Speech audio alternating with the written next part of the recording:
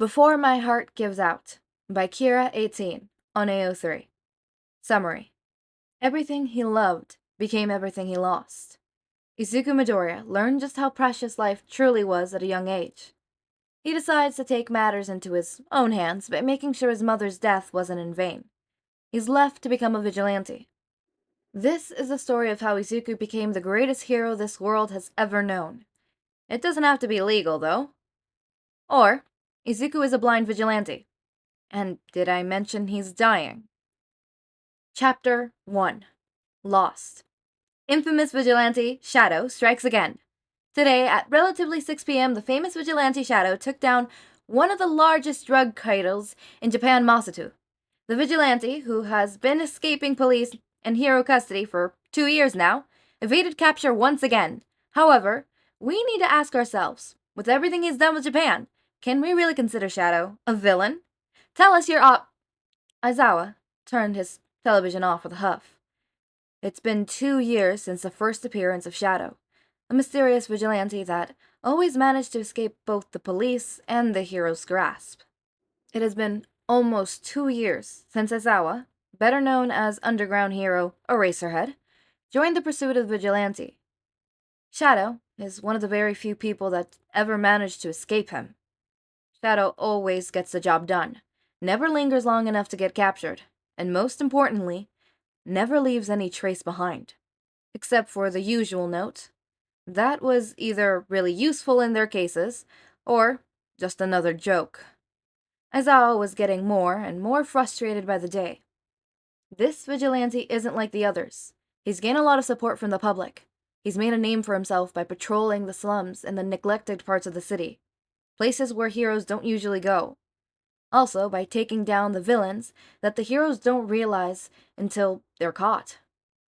As time went by, people started calling out for him, and they started calling for the Shadow, the hooded figure that somehow always managed to hear their call for help. He was a hero to most, but a damn frustrating one, and showed his opinion. He was cut off from his line of thought when his phone vibrated in his pocket. There, in bold letters on the screen, was the name of the detective in charge of the vigilante's case. Speak of the devil, I guess, he thought bitterly as he answered the call. Tsukauchi, is there a reason you're calling me at this hour? His usual monotone voice didn't betray the slight curiosity he felt. Eraserhead, Shadow was just spotted stopping a robbery at the 24th Street. If we go now, we can ambush him. I'll be there, he replied, his tone serious and calm. This was their chance. Maybe they could finally find out who he was. He'd make sure that this time would be different. This time, he was going to catch that slippery bastard. Aizawa picked up his capture gear, and with that, he was on his way. He had a vigilante to catch after all. Izuku believes that today was a good day. An exhausting day, but a good day nonetheless. Today, he had finally put an end to one of the drug caters that used to rule the streets of Masatafu. It's been 3 months since he initially started their pursuit, and he finally managed to put an end to their crimes. However, his day didn't end there, because not half an hour, he was caught in an armed robbery down the 24th Street. Some idiots thought it would be easy to steal from some old lady working there. Man, were they wrong. Izuku can still hear their high-pitched screams as they tried to run away from the granny with the knife quirk. Yet, he couldn't help the bad feeling he was getting. Years of experience made his instincts as sharp as ever. He learned to trust them, and they had never failed him, once. He just hoped that whatever was about to happen, he would get through it unscathed. As he ran, jumping from roof to roof, he tried to listen for any kind of distressing noise. Over the years, he had honed his senses and trained his powers. He was able to hear everything around him, from the news playing in the living rooms of some civilians a couple of blocks from here, to the heartbeats of people currently walking in the streets below him. Izuku likes his night patrols. He likes the quiet. He made sure to always be on high alert, though. If someone needed help, he'd be there. It had been 2 years since he started hitting the streets as Shadow, a hooded vigilante. His training and hard work had paid off, enabling him to finally make a difference and help people, even though it was illegal. He didn't really have any other choice, though, did he? He jumped down an empty alley, deciding that he was done for the day. However, whatever plans he had were shot out the window as soon as he felt a slight change of wind behind him. He could hear the all-familiar heartbeat of the underground hero himself, Eraserhead. Ducking to the ground and rolling, he easily avoided the capture weapon that was thrown his way. He could hear a huff coming from the man that was now standing in front of him. "It's over, Shadow. Give yourself up. The police are surrounding the place," the hero said, his voice neutral, tone calm. However, Izuku could hear the slight alteration in his heartbeat, betraying his calm demeanor, yet it indicated no sign of lying. Izuku stayed silent. This was the first time the hero managed to get this close to him. Now, you might be wondering how a 14-year-old teenager ended up being an infamous vigilante. They say that it takes losing everything you love to realize what they truly meant to you. This is the story of how Izuku Midoriya lost everything he loved. The sun, blazing sun heat, down on the concrete floor of the neighborhood sidewalk. Izuku Midoriya limps home, his posture stiff, shoulders hunched and head down as his mind goes through the events of the past few hours. Today was a particularly bad day for the green-haired boy. Bakugo, or as he liked to call him, Kacchan, was a little more aggressive than usual. The 10-year-old in question was playing in the school playground with his other classmates, while Izuku gingerly wrote in his notebook with colored crayons. The greenette hummed under his breath the familiar tune of All Might's theme song as he analyzed one of the up-and-latest coming pro heroes that had recently debuted. However, his concentration was interrupted as shouting was heard coming from the swings. Izuku, having grown accustomed to the blonde boy's behavior, immediately got up to deal with whatever the explosive boy was up to. Despite their age, kids could be cruel. Bakugo was towering over a small kid, explosions going off in his palms as he laughed maniacally. Kacchan's quirk was a powerful one. He had the ability to create explosions by detonating his own sweat. The explosions, albeit small at the moment, would cause great damage in the future if trained properly. It was a perfect quirk for heroes, and the blonde sure as hell knew that. In this day, and in our society, quirks defined a person, and thus determining their fate. People with powerful quirks were bound to take positions of power, their place forever amongst the most respected and feared individuals. They would take up jobs in the government or become heroes, living and relishing in the spotlight. However, people with weak quirks were destined to be at the service of those with powers. In this society, Izuku found himself at the bottom of the food chain, destined to be shunned and looked down upon by society's worst individuals. He did not have a strong quirk. In fact, he did not have one at all. Izuku looked at the scene before him. The kid was trembling under Bakugo's glare. His eyes were cast down, tears rolled freely down his bruised cheek as he apologized for whatever he had done to piss off the 10-year-old off. The blonde wasn't having any of it, though. Bakugo's palm starting to crack, small explosions slowly making their way towards the vulnerable boy. The latter seemed to be frozen from fear as he prepared himself for the inevitable pain. Before he thought better of it, Izuku was already running towards them, his small body instantly blocking the path of the explosive boy. His arms were held up in front of him in a makeshift defense stance as he acted as a living shield for the kid behind him. Now, staggering home from that exceptionally bad beating, he thought that maybe it wasn't the best idea to provoke the boy with the explosion quirk. He had no regrets, though. At least the other kid got to run away, mostly unscathed. He wanted to be a hero after all, and heroes save people, even if it meant hurting themselves. Izuku stepped inside their small apartment.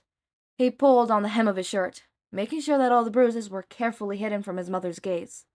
He plastered on the most convincing smile and stepped into the kitchen, calling a brief greeting to alert her of his presence. He didn't want his mother to worry about him. She had enough on her plate. Her job was exhausting, her shifts long and tiring. However, she couldn't raise her son on her own otherwise. Being a single mother was hard. Being the single mother of a quirkless kid was harder. Apparently, his smile wasn't as convincing as he'd liked it to be because as soon as she turned towards him, she froze, her smile immediately faltering as her brows shot up in surprise. Many emotions swirled in her olive green eyes: shock, confusion, worry, and finally, painful understanding. The emotions were quickly overlapped by the blatant worry she was feeling. Izuku felt a pang of guilt for being the reason behind her mother's frown. He tried to say something, anything to placate her worries, but before he could manage a single word, he was engulfed in a bear hug. His mother, despite her small and slim figure, was steady and strong presence in his life. She always knew when there was something wrong with him, and she always found a way to make him feel better. "Hey, sweetie, what's wrong?"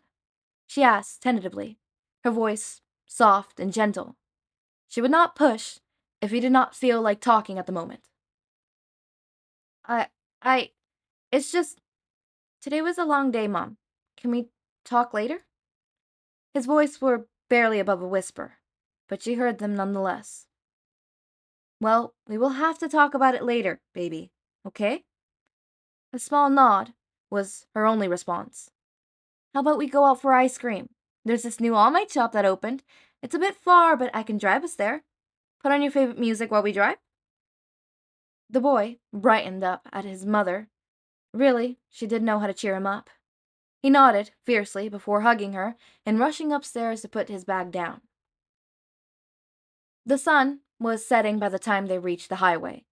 The ride was silent, peaceful. Izuku listened to the soft tune coming from the radio as Inko hummed to the song that was playing in a low, soothing voice. He gazed onto the slideshow of pine trees and distant lights that were passing. The city, illuminates and elaborates, were beautiful.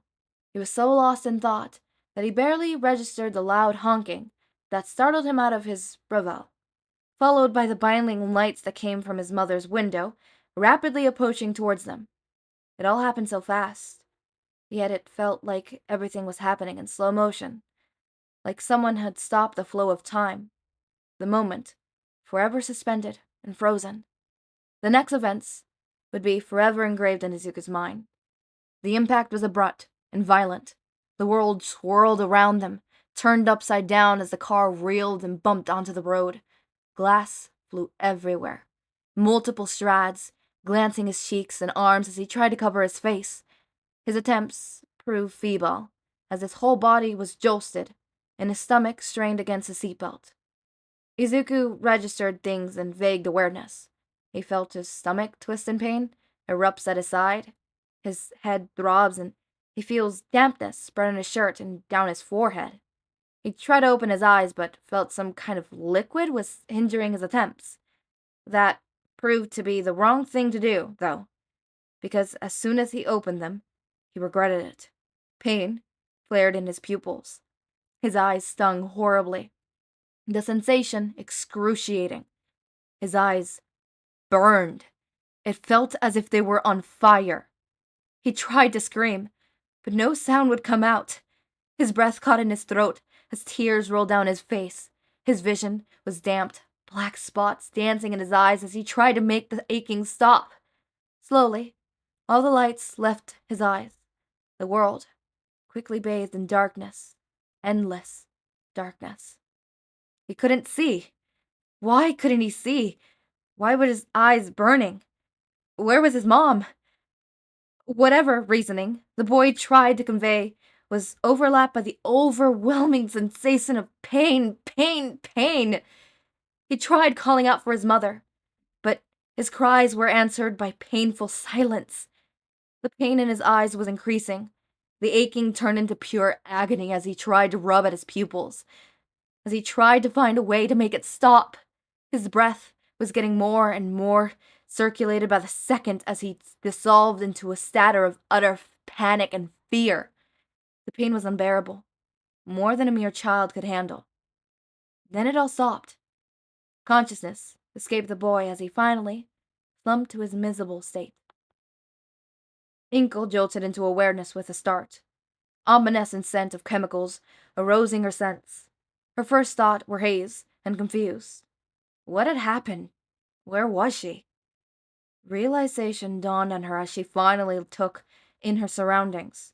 She had been driving when a truck swerved and crashed toward the side of her car. Her eyes widened as she gasped in worried.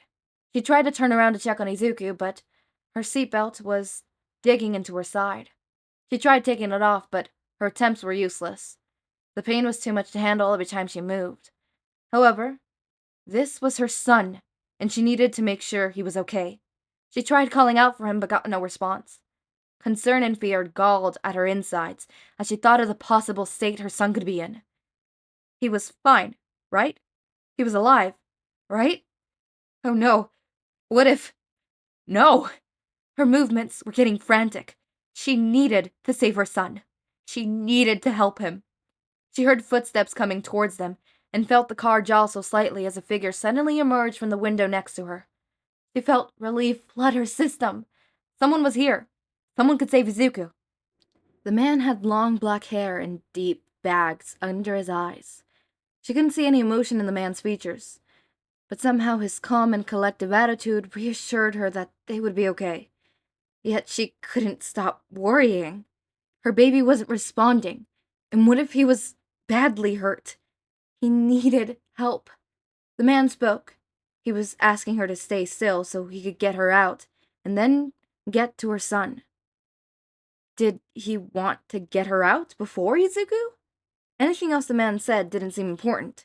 Her son comes first.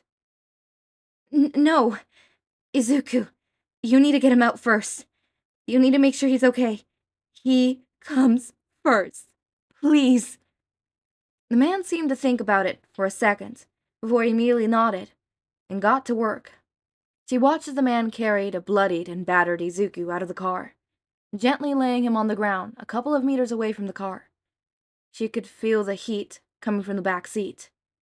Now, Inko seemed to realize what the man had meant when he said that the car was at risk of catching fire.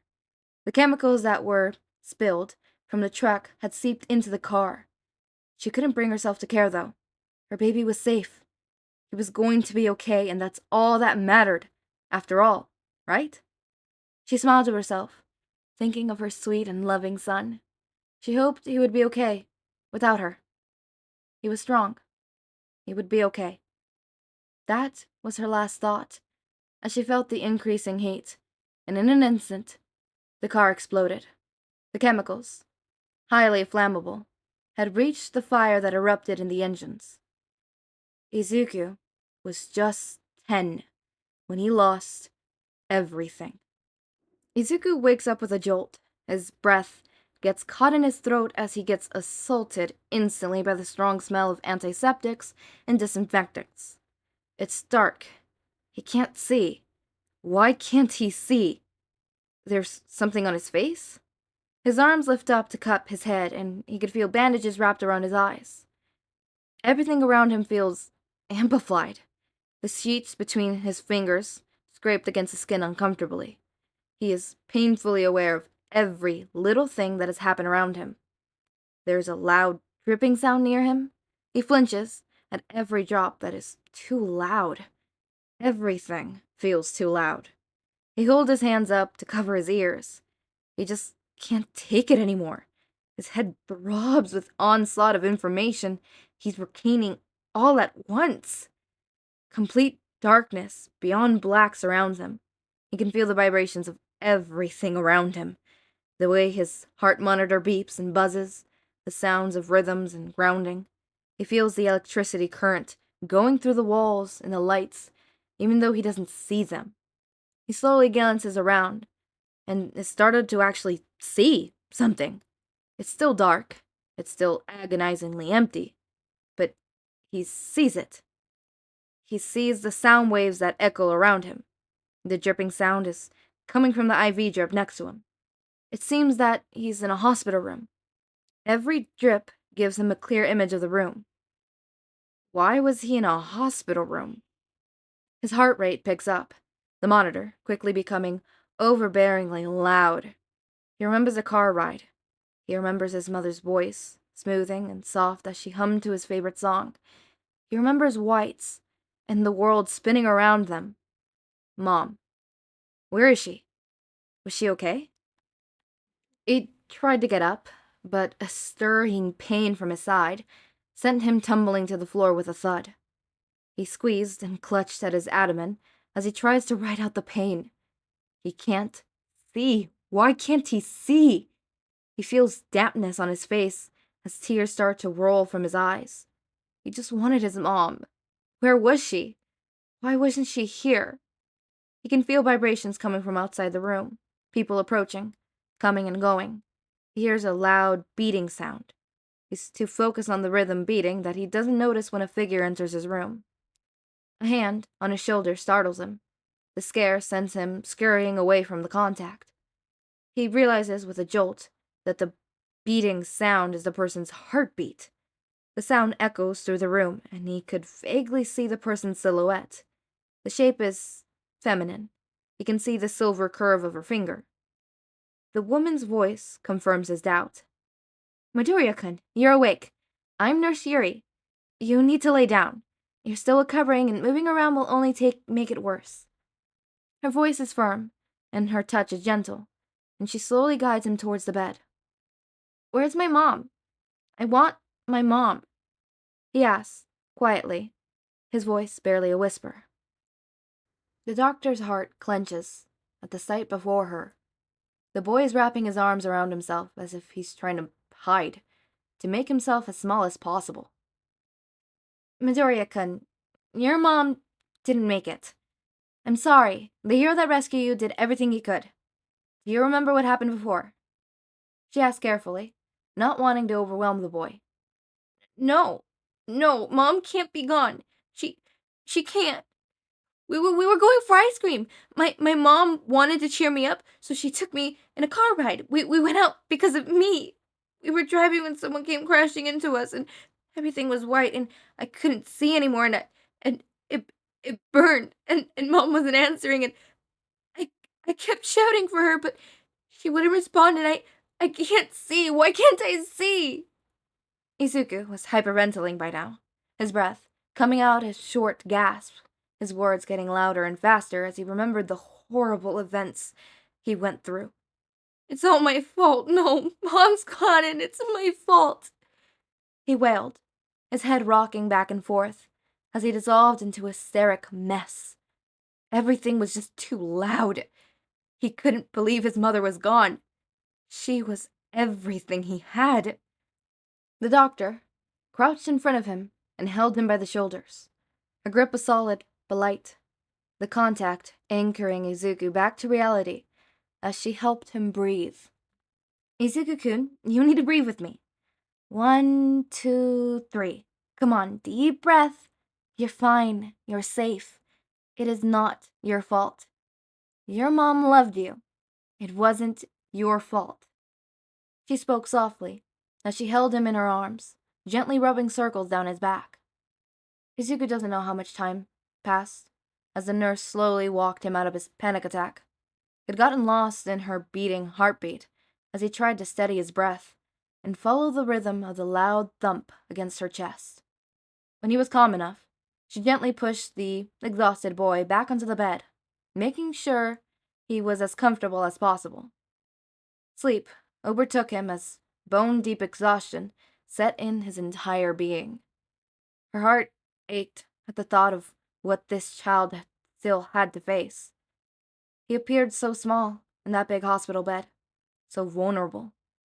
Life could be cruel. The next time Izuku woke, the sounds around him felt more subside. He felt as if he had more control over his senses, although everything was still too loud. He took in a deep breath and tried to focus. Slowly, but surely, the things around him started to take form. He focused on the things happening in the room only, and it was working. His head didn't hurt as hard as before, and his mind didn't feel overwhelmed. Izuku was just so tired. His mother was the only person that truly loved him and cared about him. The only person that truly mattered to him and she was gone. Dead. It just felt so unreal. Like this was just some horrible nightmare that he'd wake up from. He hoped he would just wake up and go looking for his mother. He'd hug her. He'd never let her go. At last, this was not a nightmare. Not like those ones you wake up, at least. This kind of nightmare was the one that stayed with you. The one that never ended. The one you'd never wake up from. A couple of minutes passed as he sat there, in complete silence and darkness. Alone. Was this what life was going to be for him from now on? Was he permanently blind? Why weren't the doctors saying anything to him? Did they think he'd break? As soon as he finished the train of thought, a knock on the door pulled him out of his reveille. The door opened, and a tall man walked in. Izuku could tell from the shape of the figure, the way the sound waves resulted from his every movement. The beating of his heart was steady. The rhythm maintained some kind of coldness in his composure. "Hello, young man. My name is Dr. Haru. You came in here with some pretty serious injuries, I must say. It's a miracle we managed to get you in time. However, I may have some bad news." His only response was a soft grunt. Dull green eyes continued to stare at the ceiling, unseen. The doctor took it as his cue to continue. "First of all, as you may have already noticed, the accident had damaged your retinals beyond repair. I'm afraid you are permanently blind." His blunt statement didn't give any reaction either, since Izuku already known that much. "The truck that hit your mother's vehicle was carrying toxic chemicals. At the moment of impact, the driver had unconsciously used this quirk. Atom reconcentration, and changed the chemical structure of liquid. We don't know what he did specifically, but it seems the toxins were rendered to a high level of toxicity. Some of the liquid had seeped into your vehicle, effectively getting into both your eyes and your system." Izuku shifted at the new information. Was this the reason behind his newfound senses? Did the combination of both the driver's quirk and the chemicals alter his DNA? "My system?" he asked quietly. Izuku had an idea of what it meant, but he had to be sure. "Yes, I'm afraid you were exposed to the chemicals long enough for it to get into your system. The chemicals, being of new and unheard construction, made it possible for us to properly extract it from your body, to test out, or alter." When Izuku made a confused sound, the doctor seemed to realize that he was indeed speaking to a 10-year-old. "What I meant to say, Midoriya-kun, is that the toxins have found your way into your bloodstream and your organs. The chemicals in your systems are slowly destroying your cells. Now, with the help of our medical staff and a couple of healing quirks, we've managed to slow down the process as much as we could. We estimate about 8 years before your organs begin to shut down permanently, Midoriya." Hiro knew he was being harsh, telling a 10-year-old that he had roughly 8 years to live. However, it was necessary. The kid didn't have any other living relatives, and seemed aware enough to comprehend the seriousness of the situation. At least this way, he knew not to waste the precious time he still had. Izuku could only sit there, as his life crumbled around him. He could only sit there, frozen, as it shattered into a million tiny pieces that could never be mended. His mother was gone. His sight was gone. His future, too, it seemed. He let the tears roll freely down his cheeks, as he wished for his mother to come back, to hug him, and tell him that everything was going to be okay. That he'd wake up from this, and it'll all be just a nightmare. At last, it wasn't. It wasn't a nightmare because this wasn't something he could wake up from. This was something worse. This, he could never escape. Everything I loved became everything I lost. Izuku was 10 when he lost everything he loved. Oh god, I'm crying. Okay, you could hear my voice go into tears at the end of that paragraph. Oh god. Okay, I can't even talk about that note because that's such a happy note compared to what just happened. Because I wanted to talk about the grandma with the knife quirk. I thought that was funny. I can't talk about that. God, Kira 18. God fucking damn it. I knew this was gonna be a fucking very, like, heartbreaking, heart-crunching, hurt no comfort fic, but fuck, you did not have to hit me that hard. I'm gonna go, okay. Alright. Okay. I want to talk about the narration. And I'm going to talk about Kira 18's writing style in a little bit, but narration, very interesting. This narration has a personality. That's what I like to call it, when narration has stuff like, for example, specifically when it mentions, like, you may be wondering how a 14-year-old child ended up being an infamous villain, right? It's what I like to call narration that has personality, when in reality, most of the time that is, not 2D personality, freaking, I can't say it, second perspective, because there's first, third, and then second perspective. Many people don't really use second perspective, but this, for example, here. Now, you may be wondering how a 14-year-old ended up being an infamous villain. This is what I like to call a mixture of, two POV and first-person POV. So second-person POV and first-person POV. So the narrator uses some sort of second-person narration, which is why I don't like to call it like, oh, this story is second-person narration. No. The narrator has a personality and talks to the reader, right? So it has second-person perspective for the narrator from time to time, which, if done properly, can be really well. Like, for example, here, though, now you may be wondering, right? It's really good. It's really great. I really love that. It was really interesting. And when I first read it, I'm like, oh, goddamn, okay. All right, we're getting philosophical here. So I don't know what to think about the doctors and the nurses immediately telling him everything. I mean, like, it makes sense. He doesn't have a relative. They don't have anyone to talk to, but I don't know. How does that go? Like, I get that telling his mother is dead. That is probably something that has to be said. It's a band-aid that has to be ripped. I don't know if I would have put it lightly like that, knowing that the child just woke up, let him acclimate a little bit, and then tell him. But the whole, like, hey, you're gonna die in 8 years. Yeah, I don't know if that was... I don't know how to feel about that. I don't know if the doctor did good there. Like, I get he didn't have any relatives, but, like... I don't know. I don't know what I would have done. I don't know what... I probably wouldn't have said anything. So, the whole chemical things, like, I know one of the tags is, like, Izuku, like, daredevil or something along the lines of, like, you know, daredevil. But this really does remind me of daredevil. I don't know what daredevil's backstory. I don't know how daredevil gets, his powers. Does he also get it via chemicals? I would imagine, because he wasn't born with them. Or was he? I don't know. Those who are Marvel fans, and know the answer, please put it down in the description. Not the description, hold up, you can't put things there. The comments, and I would gladly, read over those, because, yeah.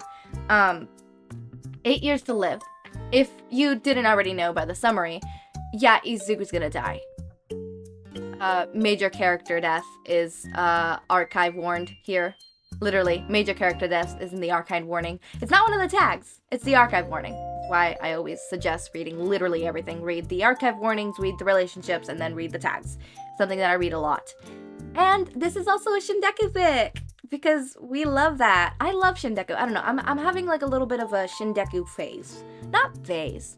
Because like, in January, like literally a year ago, it was BKDK. I wanted to read everything BKDK. I wanted BKDK. And then that slowly shifted into Eraser Mic. Give me Eraser Mic. I want more Eraser Mic.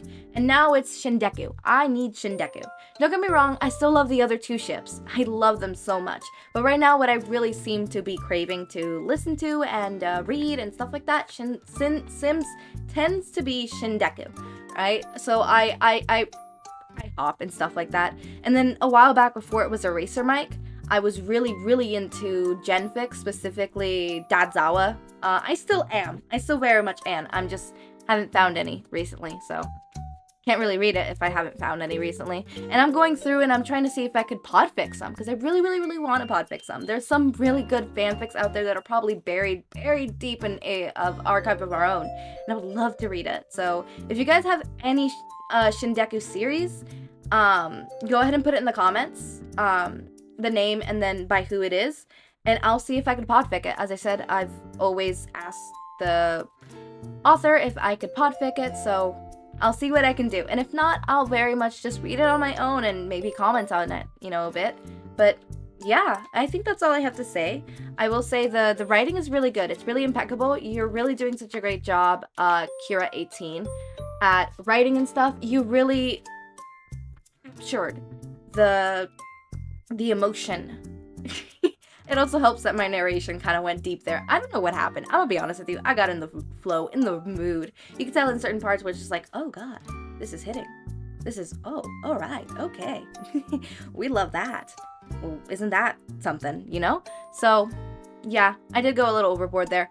I am trying to do my narration a whole lot about, like that. Like, if you see my narration from, like, almost a year ago. Oh my god, it's about to be a year. It wasn't as well, it wasn't as good, and then you go into now, it's like, I'm finally getting really into it. I can actually sit here and do it. My theater kit is showing, but yeah, that's all the notes for now, and I can't wait to see more of this fanfic. This fanfic is really interesting, and I want to see more of it. As always, my raindrops, make sure to eat, sleep, drink water, take your meds. Have a wonderful day or night. Link to my Discord server and socials are down in the description. Subscribe to see more of my content, and thank you so much for watching.